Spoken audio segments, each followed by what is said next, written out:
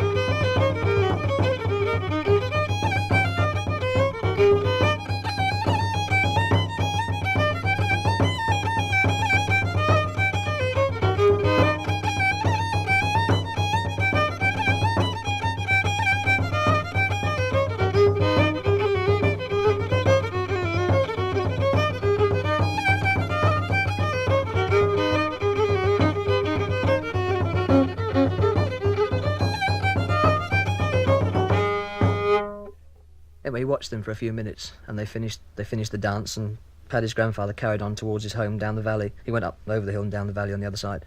And as he was going down the hill, he heard some more music, and he looked round, and there's a much larger group of fairies. He didn't actually count them, I don't know how many there were, but there were a lot of them, and they were dancing a reel.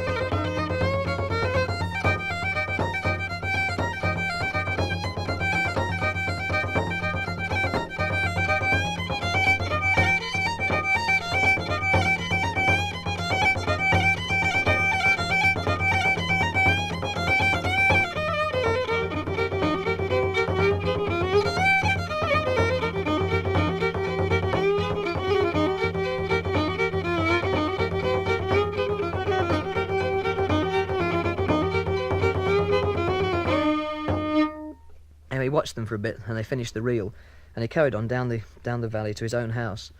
And as he was going along, he saw an even larger group of fairies coming up the road, led by someone he assumed was the Fairy Queen. And the Fairy Queen, of course, has got a special dress, and she was dressed in ferns, right down to the ground.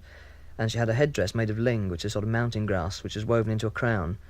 And she was leading this sort of large group of fairies.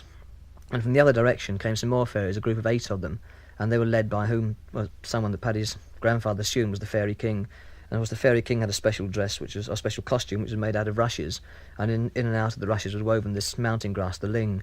And walking in front of the king and his party was a sort of a fiddler, one of the little people, and he was playing a tune which even to this day is known as the King of the Fairies.